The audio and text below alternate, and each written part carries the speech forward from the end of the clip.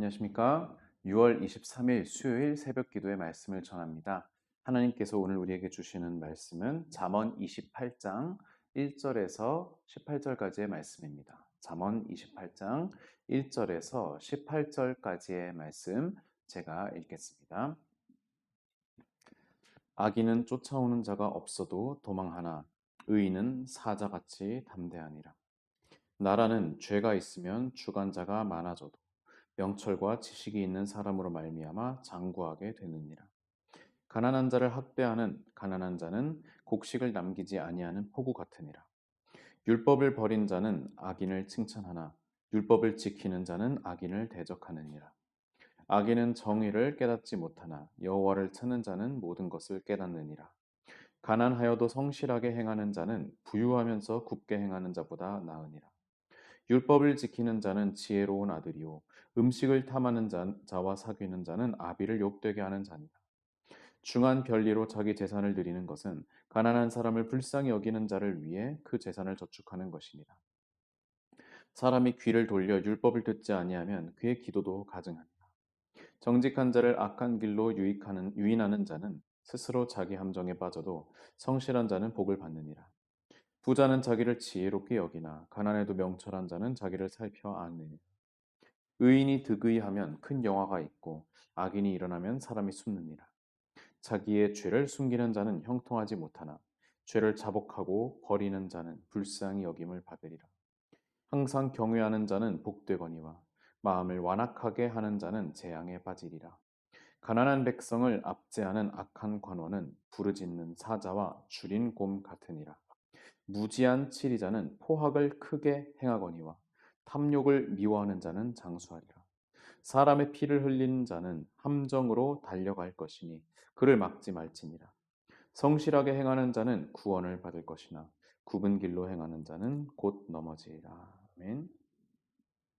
오늘 우리가 읽은 이 잠언의 말씀 가운데에도 하나님을 경외하는 자, 그리고 하나님을 멸시하는 자, 하나님의 말씀에 순종하는 자와 그렇지 않은 자, 나아가서 하나님의 말씀의 그 중심 가치관, 바로 정의와 인애를 실행하는 자와 실천하는 자와 그렇지 않은 자, 그 반대의 가치관, 사탄의 나라의 가치관을 따르는 자의 그 차이와 그들의 삶의 결과, 그 열매에 대해서 말씀을 전하고 있습니다. 오늘 1절부터 보시게 되면은 악인은 쫓아오는 자가 없어도 도망한다.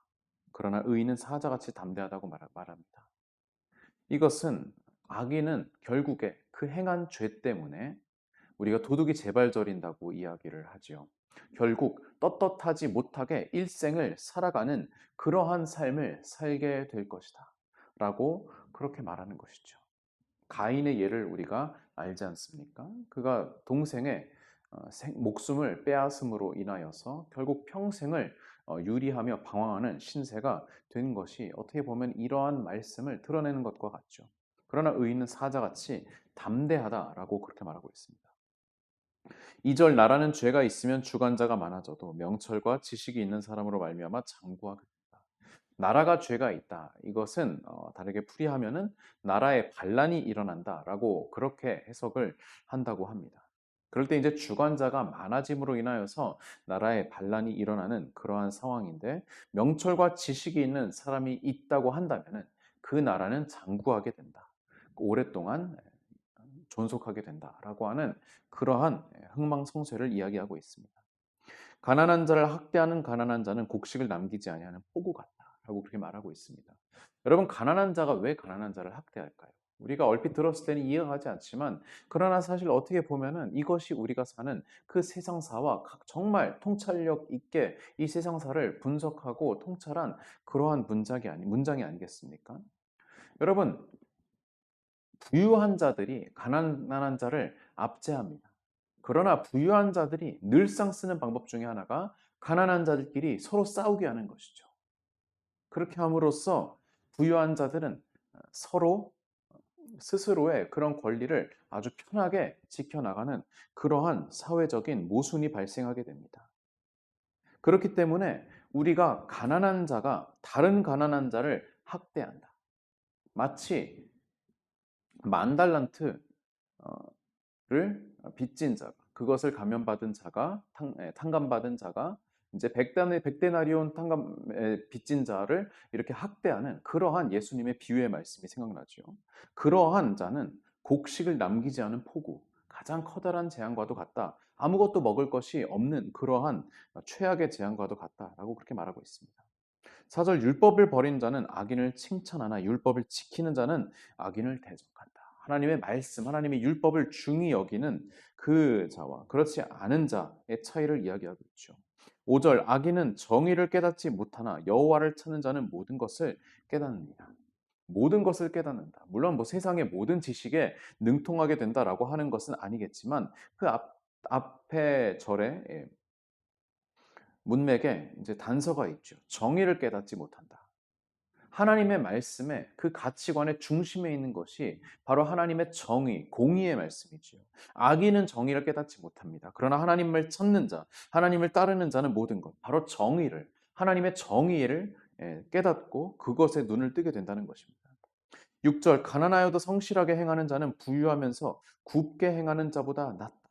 성실하게 하나님의 말씀을 지키면서 살아가는 자가 돈은 있지만, 권세는 있지만, 그러나 굽게, 거짓되게 행하는 자보다 낫다라고 그렇게 말하고 있는 것입니다. 7절, 율법을 지키는 자는 지혜로운 아들이다. 그러나 음식을 탐하는 자와 사귀는 자는 아비를 욕되게 하는 자다라고 말하고 있습니다. 하나님의 말씀을 지키는 자는, 우리가 이러한 표현이 잠언에 많이 나오죠. 지혜로운 아들, 또 부모를 욕되게 하는 아들. 예. 단순히 그냥 가정적인 효도의 문제만 말하는 것이 아닙니다. 하나님의 말씀을 따르는 자는 그 가정에서도 또 사회적으로도 지혜 있다라고 칭송을 받게 되지만, 그러나 그렇지 않은 자, 율법을 지키지 않는 자는 오히려 가정에서도 부모를 욕되게 하고 그리고 어디에 가서도 그가 비난을 받게 된다는 그러한 말씀이죠. 8절이 조금 해석하기 어렵게 여러분에게 다가왔을지도 모릅니다. 중한 별리로 자기 재산을 누리는 것은 가난한 사람을 불쌍히 여기는 자를 위해 그 재산을 저축하는 것입니다. 여러분, 이 말씀이 결코 중한 별리로 자기 재산을 불리는 그런 고리대금을 뭐 칭찬하는 그런 말씀은 전혀 아니고요. 하나님께서는 오히려 구약의 말씀 가운데 고리대금, 특히 자기 동족에게 이 높은 이자를 받고 재물을 빌려주는 이들에게 경고를 하시는 그런 말씀이 많이 나옵니다. 즉 이것은 악한 행위다. 그리고 이렇게 해서 축적한 재산은 가난한 사람을 불쌍히 여기는 자를 위해, 말하자면은 원래 이 중한 별리로 자기 재산을 누리려고 했던 그 사람이 가난한 자를 위해 쓰려는 마음은 요만큼도 없었겠지요. 하지만 결과적으로 그 모은 재산은 자기를 위해, 자기의 유익을 위해 쓰이는 것이 아니라 가난한 자를 위해 쓰이게 될 것이다 라고 하는 하나님의 질서와 하나님의 통치를 말하는 그러한 말씀입니다.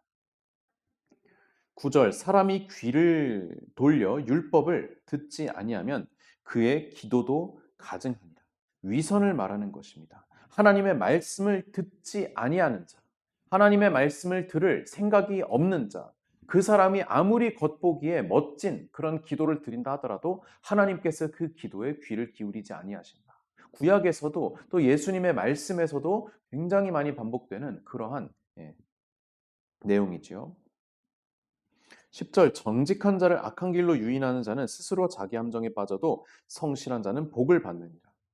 정직한 자를 악한 길로 유인하는 그런 악행을 저지르는 자는 자기 함정에 빠진다. 결국 자기 꾀에 자기가 넘어지게 된다라고 말하고 있습니다. 11절, 부자는 자기를 지혜롭게 여기나 가난해도 명철한 자는 자기를 살펴 아느니라. 무슨 말이겠습니까? 여러분, 어리석은 자는 비록 부유할지라도 자기를 지혜롭게 여긴다 라고 그렇게 말을 하는 것이죠. 즉 어리석은 자라고 하는 그러한 내용이 문맥상 좀 이렇게 빠진 것으로 보이는데요. 어리석은 부자는 자기를 지혜롭게 여긴다. 그러나 반대로 가난해도 명철한 자는 자기를 살피는 자다라고 그렇게 말하고 있습니다. 12절, 의인이 득의하면 큰 영화가 있고 악인이 일어나면 사람이 숨느니라. 여러분, 득의한다라고 하는 것, 다른 말로 하면 득세한다, 전면에 드러나서 통치한다라고 하는 그러한 내용인데요. 그 의인이 득세하면은 큰 영화가 있다. 그 주변에도 그 속한 공동체에도 큰 복이 되지만 그러나 악인이 일어나면 반대로 악인이 득세하면은 정직한 사람들이 숨게 된다라고 하는 그러한 세상의 그 지혜를 말하고 있습니다. 13절 자기의 죄를 숨기는 자는 형통하지 못하나 죄를 자복하고 버리는 자는 불쌍히 여김을 받으리라. 자신의 죄를 여러분 숨기는 것은 어떻게 보면 인간의 본성이지요. 그러나 그 본성을 거슬러서 나 자신의 죄를 하나님 앞에 내어놓고 회개하는 자는 오히려 형통함을 예, 그리고 불쌍히 여김을 받게 될 것이다 라고 그렇게 말하고 있습니다. 14절 항상 경외하는 자는 복된다. 앞에 말씀의 연속이지요. 하나님을 두려워하는 자를 말하는 것입니다. 그 사람은 복되지만 마음을 완악하게 하는 자는 재앙에 빠질 것이다. 하나님을 인정하지 않고 두려워하지 않는 자는 재앙에 빠지게 된다는 그런 말입니다. 15절 가난한 백성을 압제하는 악한 관원은 부르짖는 사자와 줄인 고음과 같다. 그만큼 무시무시하고 해악을 끼치는 존재, 파괴력 있는 존재가 된다는 것입니다. 가난한 백성을 압제하는 악한 관원이 말이죠.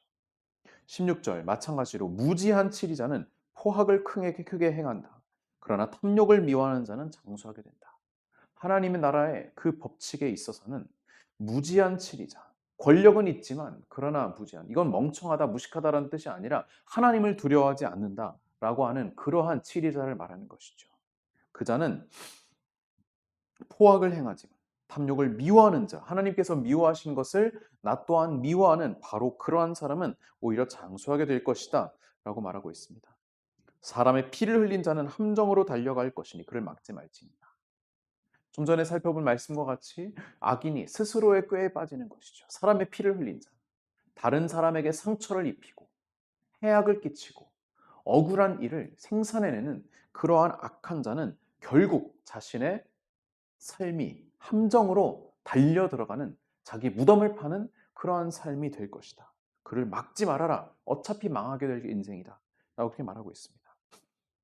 18절 성실하게 행하는 자는 구원을 받을 것이나 굽은 길로 행하는 자는 곧 넘어지리라.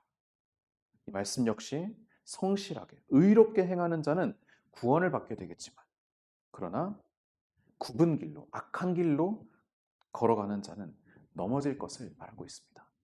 사랑하는 성도 여러분, 오늘 말씀 가운데 극명하게 대조되는 두 가지가 있습니다. 바로 하나님의 말씀대로 정의를 행하는 자와 그리고 하나님의 말씀을 어기고 불의를 행하는 자가 극명하게 나뉘어지고 있습니다. 그리고 하나님께서는 분명하게 악을 행하는 자는 망하게 될 것이다. 의를 실천하는 자는 하나님께서 인정하시고 돌보실 것이라고 말씀하고 계십니다.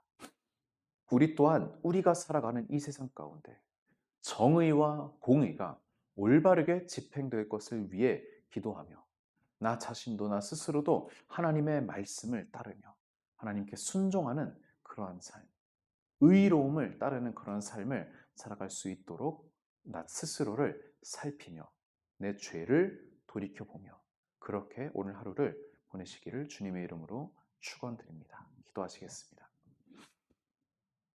사랑의 주님, 오늘 하루를 살아감에 있어서 하나님의 정의와 하나님의 의를 따르며 실천하는, 사랑하는, 사모하는 삶을 살게 하여 주시옵소서. 세상의 악이 아무리 창궐한다 할지라도 하나님을 따르고 겸손히 하나님 앞에 무릎 꿇는 우리 영함의 성도들 되게 하여 주시옵소서. 오직 주님만을 의지하며 살아가는 인생이 참으로 복된 인생임을 기억하게 하여 주시옵소서. 감사드리며 예수님의 이름으로 기도드립니다. 아멘.